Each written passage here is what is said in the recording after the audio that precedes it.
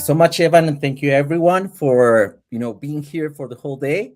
We are now gonna end up with a cherry on top of all the great things that we did today, with a great friend and a very respected researcher that I might say has changed the way many of us think about social science and especially about institutions, social order, and peace building. So I'm gonna present very briefly Professor James Robinson. Professor James Robinson is a university professor at the Harris School of Public Policy at the University of Chicago, and the 2024 winner of the Nobel Peace Prize. Sorry about the Nobel Prize in Economics. He's an economist and political scientist. Robinson has conducted influential research on political and economic development and on the relationships among political power, institutions, and prosperity.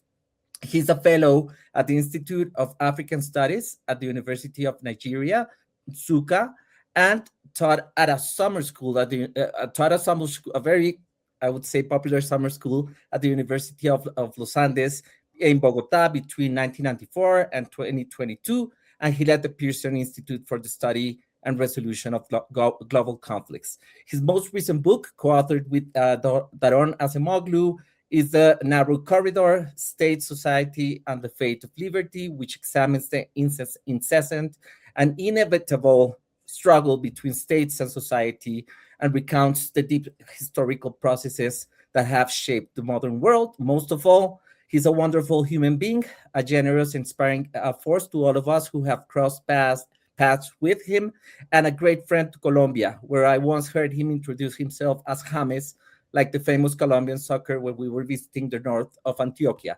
So, Professor Robinson, it's a pleasure to have you. It's a dream come true to have you in this space. And we are delighted to end our day hearing some of your thoughts and making you part of this community of peace scientists.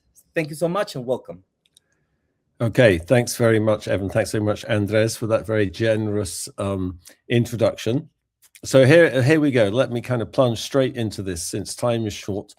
I want to just talk about a little bit, raise to the challenge of hard truths and paths forward. I don't know about paths forward, but I'm going to start with a hard truth.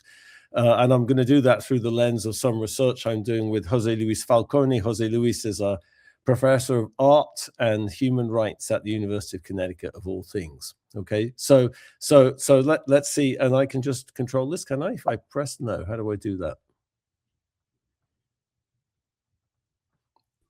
You should just be able to see the arrows on the. Oh, there you go. Okay, got it. All right, brilliant. Okay, so here's a hard truth, something I don't understand.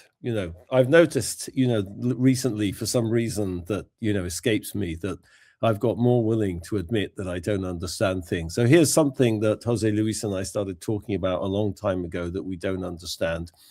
And then I'm going to provide a way of thinking about it. So we call it the technical disqualification. So let me just tell you what the facts are.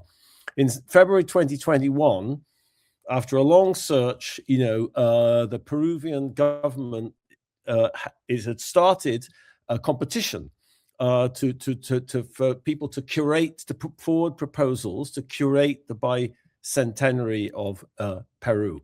Okay, so people were supposed to put in ideas, different projects. What could we do? What events could we have? What shows could we have? Exhibits, art, music, dance, whatever. Okay, so 120 projects were put in, and of the 120 projects, 119 of them were disqualified on some technical ground. Could be didn't get it in by the right date, didn't fill out the right forms, forgot to fill filled something out incorrectly, got things in the wrong order. So after all of that, one project of Miguel Lopez and his team was declared the winner because the other 119 were disqualified on technical grounds. And you can see what Miguel Lopez says: I'm sorry to find myself in the middle of this situation because I'm part of the only team that was declared fit, to our great regret and disappointment.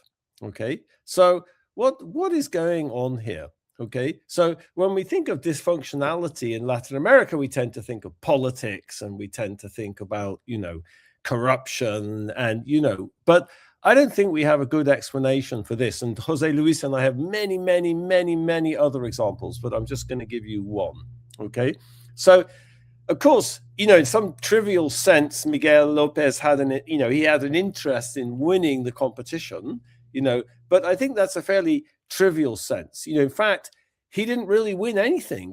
To win, you have to defeat people. Okay, and he seemed to have been genuinely embarrassed about the situation. Okay, so we think this is an example of what the great Uruguayan intellectual Angel Rama called a clash between the ideal and the real in his book La Ciudad Letrada. And he says a key thing to understand in Latin America is this clash between the ideal and the real, and the fact that, in Latin America, potentiality is always privileged relative to reality. Okay, so you could say here, the ideal, the potential was represented by all these complicated rules that projects to win the bicentennial had to fit with, had to abide by, but the reality was the impossibility of actually following the rules. Okay, so where does this ideal and real come from? Okay, I'm pressing the wrong button. All right, so one way to start thinking about this obsession with the ideal in Latin America is the history of utopianism in the continent. You can go all the way back to the conquest, Thomas More's Utopia, many examples connected with, the discovery of the Americas that kind of blew the Europeans' minds. And Rama himself says Latin American cities, he's very focused on the manifestation of utopia in a kind of urban space, but Latin American cities have ever been creations of the human mind. The land of the new continent afforded a propitious place for the dream of the ordered city to become a reality. So the beautiful, ordered Latin American cities with its, its parks and its grid, and this utopianism, we're going to claim, is the main source of significance given to the ideal. Okay, so, what's the best example? Is it a bird? Is it a plane? It's the Plan Piloto, of Brasilia from the 1940s and 1950s, the fantastic example of a kind of utopia. Brazil is the country of the future and always will be, de Gaulle said. And before you get too upset with me quoting that, I'm going to come back to it on the last slide. So hang on. Okay, so here's utopia. All right. Now, utopia, the talk is called The Fundamental Disequilibrium, and I'm sort of trying to explain what happened with the bicentennial in Peru as an outcome of a kind of disequilibrium. Okay, so that was a long time ago, the conquest, and Thomas More's Utopia was published over 500 years ago. So this disequilibrium works itself out over time. How does it work itself out over time? That's crucial to think through. Okay, how do you cope with this disequilibrium?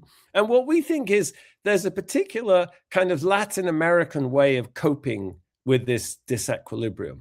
Okay, and it's a particular sort of feedback loop, or you could say the absence of a feedback loop. So here's one way of thinking about it.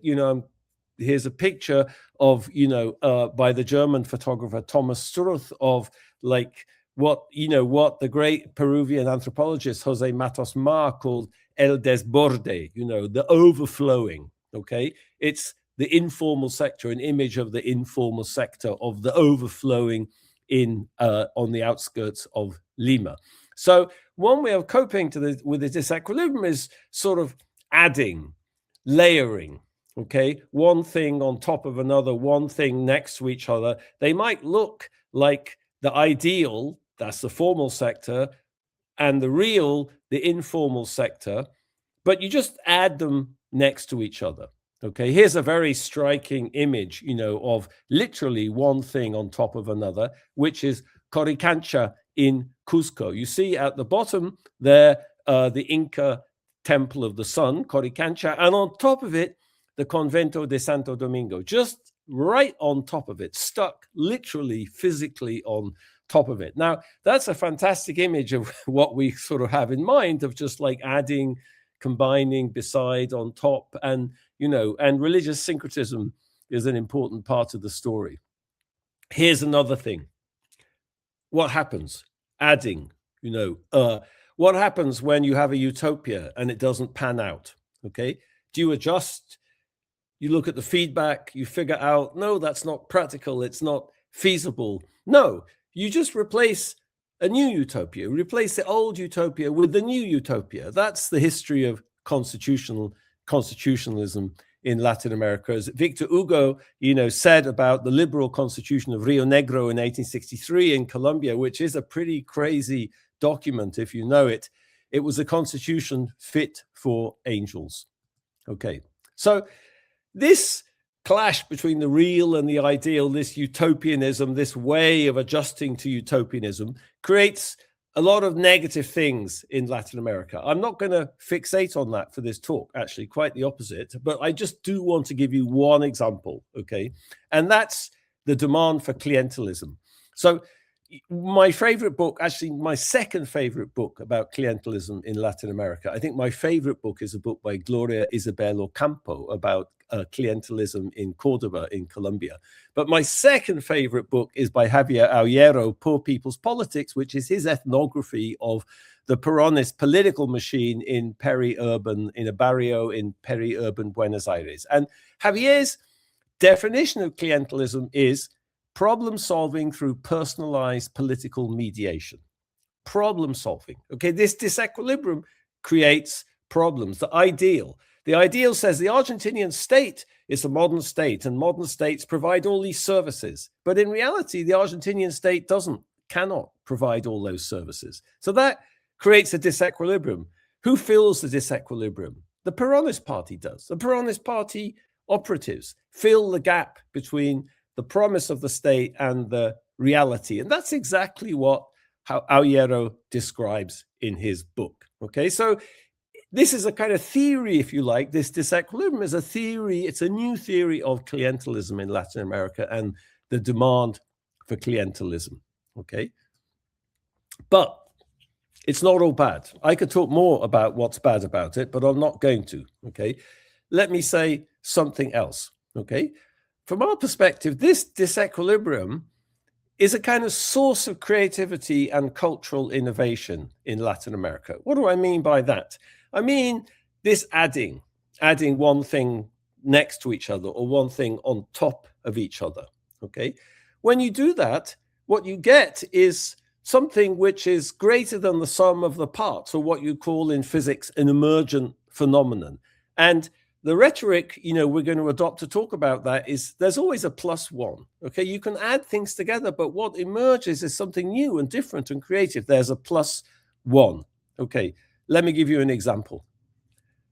A Brazilian buffet, okay? What is a Brazilian buffet, okay? It's everything, basically. No, you've got broccoli, you've got potatoes, you've got, I don't know, like there's all this meat. I don't eat meat, but there's lots of meat there, you know, like you just add things. It just, a Brazilian buffet can incorporate anything and everything, okay? Nothing is discarded. You keep adding, you don't like, but what emerges is something distinct. It's a Brazilian buffet. You know, maybe ceviche is an even better example, but since Jose Luis is Peruvian, he said, like, there's already too much about Peru in this talk, so let's not talk about ceviche. So Brazilian buffet, okay? Now, you might think that's a silly example, but I'm going to give you better examples in a minute. And in fact, that's what I'm going to do for most of the rest of my talk, which is get you to think about this plus one and how it's a kind of intrinsic part of Latin America. So you know, yeah, there's negatives, there's clientelism, but there's a Brazilian buffet also, by the way. Okay, so let me super fast, because I only have 10 minutes, I think, just run through some of these positive implications. And the first one I already kind of hinted at with that picture of El Desborde, which is thinking about the informal sector. Okay, thinking about the informal sector as a kind of facet of, not as some dysfunctional thing, maybe in some dimensions, but more deeply rooted in the culture than you might have thought before. Okay, and I think once you start thinking about that, you're much more inclined to see positive things about the informal sector. Here's my favorite example, going back to Colombia, which is 82 municipios están sin pola. Okay, no beer in 82 municipalities. What is going on? Well, the FARC, 20 years ago, the FARC decided that beer companies would have to pay like a kind of vacuna, a tax, in order to sell their beers in different places like Tocaima. Okay, so what happened? Well, did that mean 82 municipalities were without beer? Maybe temporarily, but actually the informal sector came to the rescue. Okay, and for example, taxis, or here's a great expression, medios de transporte semi-ocultos, got the beer from, in this case, Girardot to Tocaimas, just up the road. So the informal sector delivered the beer. And in fact, that's what happens in most of Colombia now, today. Most beer is not sold in supermarkets in Colombia. It's sold in little tiendas, little shops. How does it get to those shops up in the jungle and the Paramo and the Los Llanos and all over the country? It's not the big beer producers that do that. They sell it to intermediaries, and the informal sector takes it from the intermediaries to the shops to sell. Okay, so there's a huge synergy. This informal sector achieves things that the formal sector cannot in Colombia. Okay, and again, going back, here's talk about emergent phenomenon. Here's a literally emergent phenomenon. It's a photograph from De Soto's book El Otro Sendero of of a shop emerging from the top of a rather ancient looking truck. Okay, so I think we have more examples, but just to give you a flavor, the informal sector. Okay, so, and there's maybe much more profound and interesting. There's a +1 model of citizenship in Latin America. So this goes way back, into kind of intellectual discussion in Latin America. Here's Alfonso Reyes and Jorge Luis Borges. So let me just talk about Reyes, the very prominent Mexican scholar, poet, diplomat.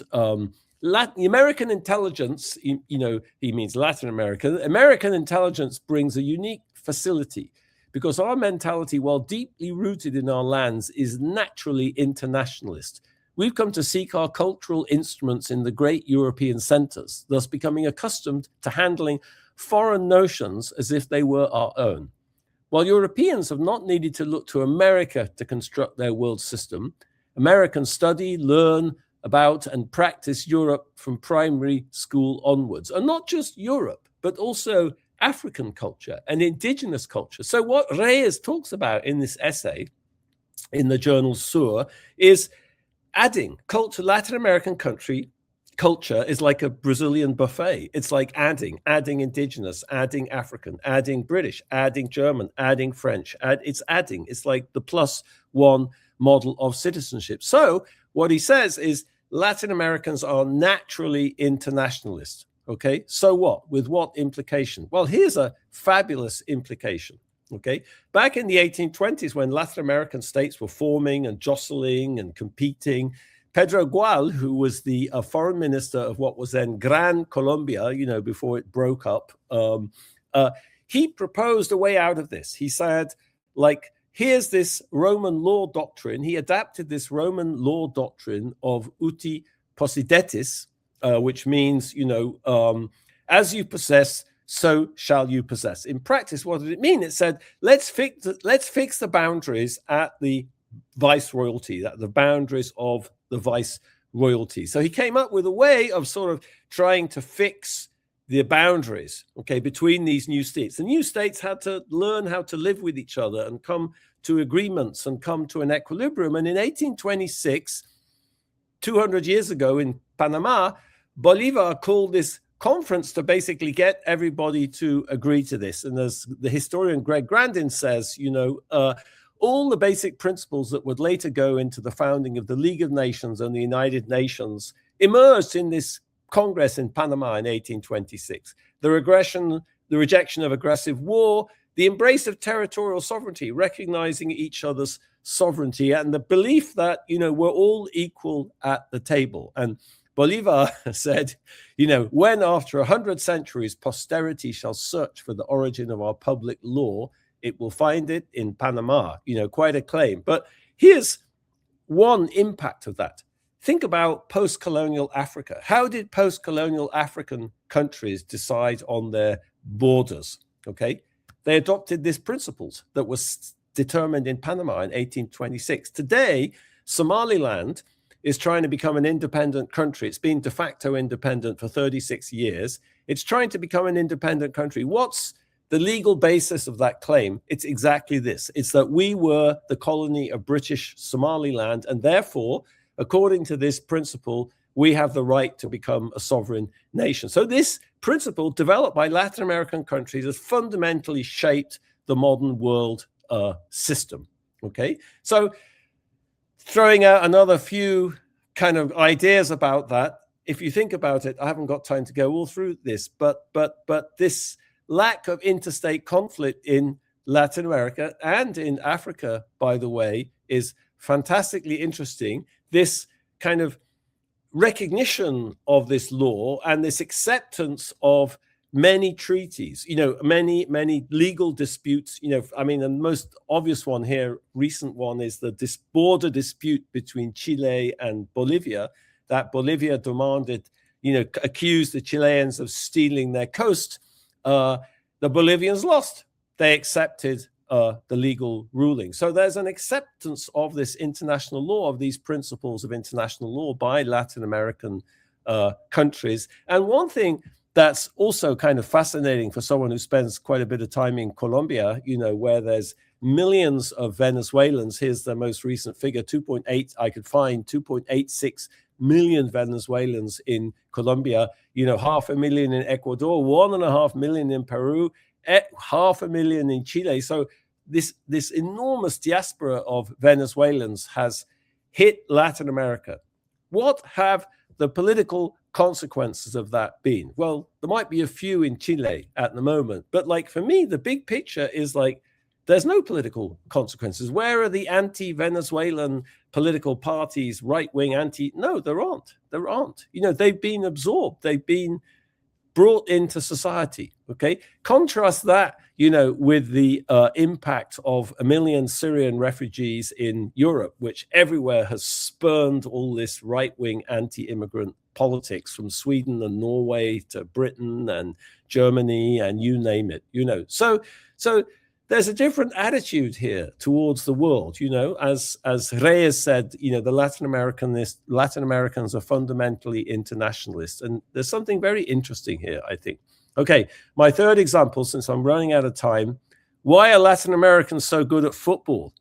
Okay, why is that? Here's Pelé, 1958. If you've seen the biography of the film, the movie, the biography of Pelé, they get to the semi-final and the manager tells them, stop trying to play like Germans or Swedes, was it? It might have been Swedes, play like Brazilians. What did he mean by Brazilian? Well, ginga, football plus capoeira. There's Pelé doing his thing. Okay, so I could have talked about Argentina. In Argentina, they have La Nuestra, which is it's a different cultural root. It's not from Africa, but it's something you learn on the streets in Buenos Aires. So this may be a little bit of a kind of optimism. Anyway, I'm going for it. There you are. Okay, so let me shut up by sort of saying, where did all these ideas come from? I think it's Jose Luis and I just trying to understand Latin America, trying to understand public policy in Colombia. Why is it that so many things go wrong? Yeah, part of it is interests and corruption, but it's not the only part. I think there's other mechanisms, and I think here we're trying to kind of elucidate another mechanism which resonates, we think, with a lot of scholarship in Latin America and a lot of kind of intellectual ideas in Latin America. And it has bad sides, but it's also interesting in its positive sides as well. I love this quote from Nelson Jobim, the Brazilian defense minister. At the time of the invasion of Iraq, George W. Bush was very keen on getting Latin America involved in all of that. And Latin Americans were not interested. They were not interested in invading Iraq. And there's good historical reasons for that. He makes this comment here, Brazil has no enemies. That's a good thing, no?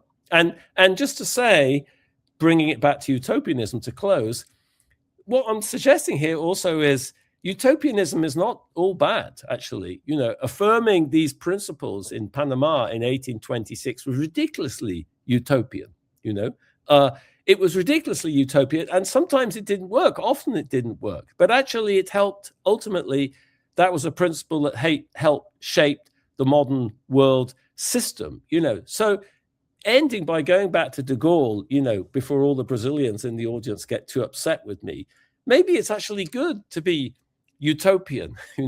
The fact that Brazil is the country of the future, well, sometimes it doesn't work out, but just to have that mentality means you can achieve things that otherwise you wouldn't have achieved. I always think about my own country, Britain.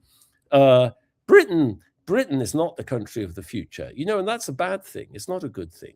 So that's what I have to say. Okay, James, that's awesome. And Evan, how do we should manage time? Yes, I was just jumping in to say, why don't we? This was such a fascinating talk, and why don't you ask a couple questions to James? Since we have him here, I think it would be a great opportunity, and we can compress the conclusion a little bit. So let's do 2 questions, and I'll leave it to you two. Perfect. Thank you so much. So James, when you were talking about utopianism and all these examples, I find it fascinating because, of course, you're talking to the peace crowd, right? So we are mostly utopians in a sense, and we have like this wishful thinking about how we could, for example, with institutional building, reduce conflict along the way. But, we are facing a new order of disruption of many of these ideas that came from utopianism. And in the many examples that you showed that, for example, Latin American worked, but now things are changing. So for me and my take, maybe it could be obviously discussed, but I'm thinking that your work in general have deviated from the standard model in economics too. You don't practice behavioral science, but you do a version of historical institutionalism that it's very interesting because you bring reality into the models. So this is something that we have been discussing the whole day, and especially President Santos was talking about that this morning. And is if we have a more realistic view of humans and institutions, we should be able to navigate these dark times with new ideas, right? So to be direct with you, you have been studying, this informal part of institutions, that are organizations and politics, and dynamics between mindsets, mental models, etc., and how they, at the end of the day, result in better institutions in terms of taming uncertainty, providing a more, inclusive order.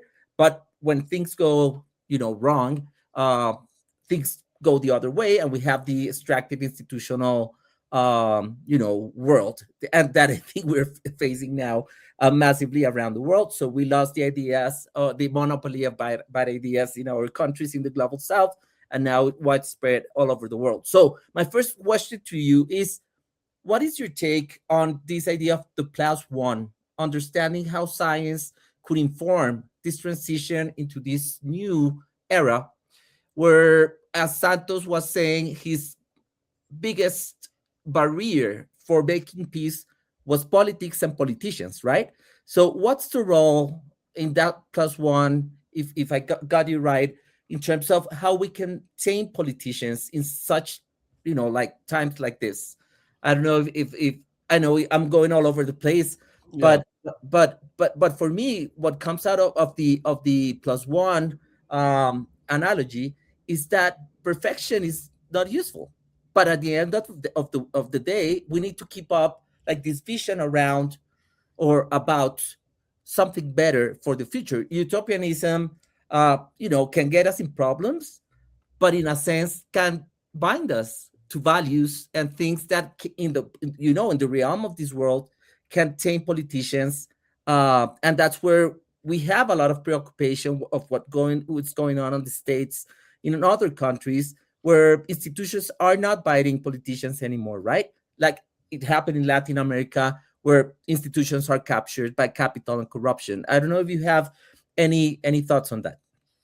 Yeah, I mean, yeah, there's a lot of issues there. I would have thought the Colombian peace process was a classic example of like both things operating. That on the one hand, there was this sort of utopian idea that after all these decades, we could have peace with the FARC, but at the same time, there was the chronic inability of the Colombian state to actually like implement anything, and so that one could sign a peace agreement, but a lot of it would never be implemented. Now I don't even know like how conscious people were of that, actually. Like in my experience in Colombia, like people are not conscious of that. Like even presidents are not conscious of that.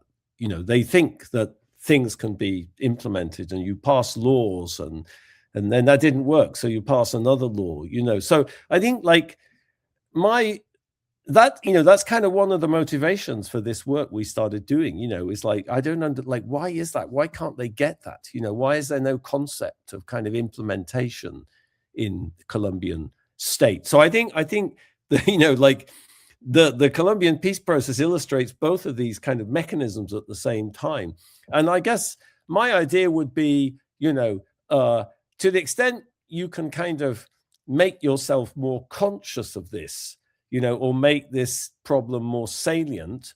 I don't, as you say, like I don't work in behavioral science. I don't have a good kind of behavioral explanation for this. It's more like a sort of description of like what happens, or what doesn't happen, but to the extent, one could, you can make yourself conscious of this, or you can make that salient, like you can get people to focus on that. And I think like, if you give that if you think about that example of clientelism, going back to your point about politics making this difficult, well, in some sense, in that Argentinian example, if you could actually help the state provide these services, like Aguilera is very clear, that like the problem here is the state promises this and then it just doesn't do it, it doesn't like, so to the extent that you could actually get something working, you can't get everything working, but you could get one thing working or a few things working, then actually that would endogenously resolve the problem of clientelism, because you'd remove the demand for clientelism. Maybe other mechanisms leading to clientelism also,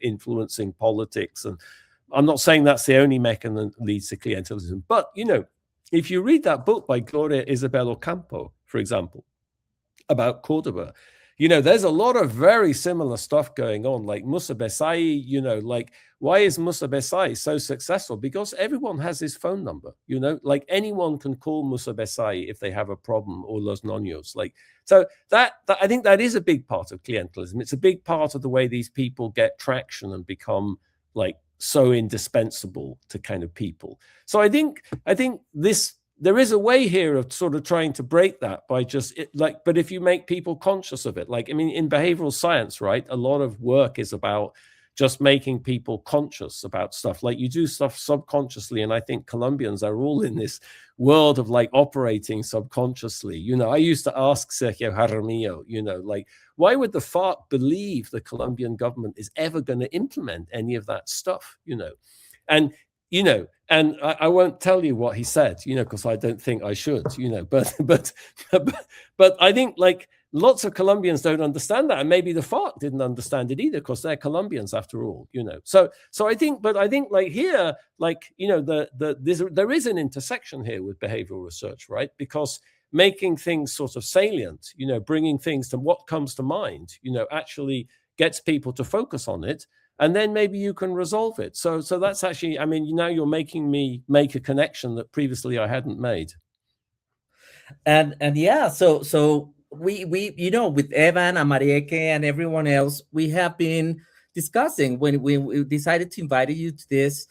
I had like this big question. I remember the first time we met, you were about to publish Why Nations Fail, and then everything that you have done, it's big, and you got the Nobel Prize for all this great work with Daron and the other colleagues. Uh, but the question to you now that behavioral science, or this, I would say the brain and behavioral science influence into the peace building and peacemaking world, has been basically trying to bring science to get very skeptic about what works and what doesn't, right? But I want to ask you about your work. What have changed? How do you see your work back in Why Nations Fail? What has changed?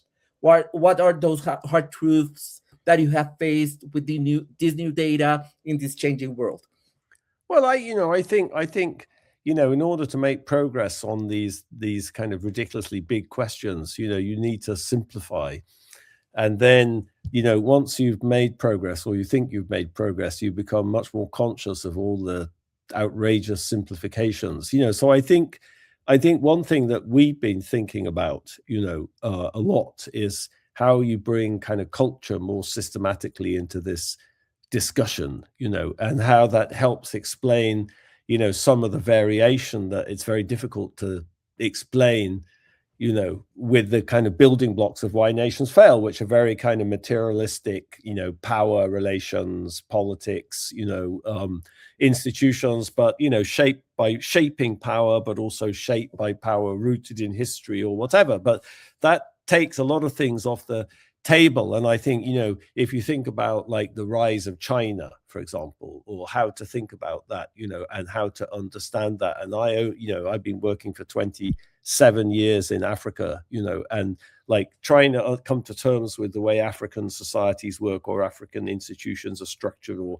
African political institutions, like why they work and how they work. And, I think there's a lot of mechanisms there that are not discussed in Why Nations Fail. That maybe they're irrelevant, or maybe they're not, And so I think we're always in this kind of business of trying to think through variation that we can't really explain, and trying to think about that more systematically. And I think, Daron and I always used to talk about that, but like one of the things that really put us off is like, we didn't like the way that economists worked on culture. We didn't like kind of the obsessions that they had. And so it took us a long time to kind of enter into that space, because we couldn't, for example, when I was at I taught in Berkeley for 5 years, and I was in the same building as Anne Swidler. Anne Swidler was like two floors down. So Anne is a very, very distinguished sociologist of culture.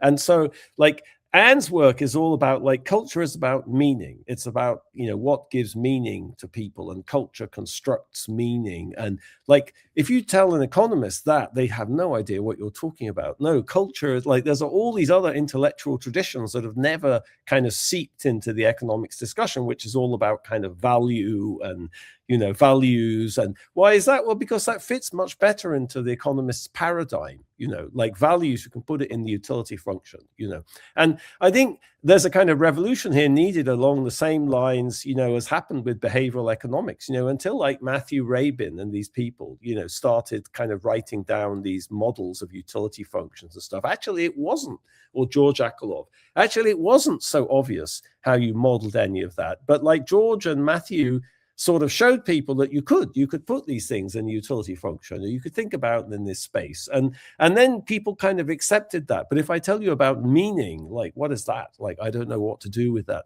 So there's a kind of intellectual revolution that's required there, and Daron and I, we wrote a very long article for the Journal of Economic Literature last year, where we tried to talk about some of these issues in theorizing culture and thinking about culture that we thought were very badly, so that's me struggling, with things I don't understand. Yeah. That's awesome. Thank you so much, James. Thank you for your time and your generosity. And I'm very happy to make you part of this community. And I hope we can reconnect and talk some more about this intersection between all these fields. So thank you so much, James, for your for your work, and especially your contribution to make Colombian science, social science, so much better. So thank you so much. Okay.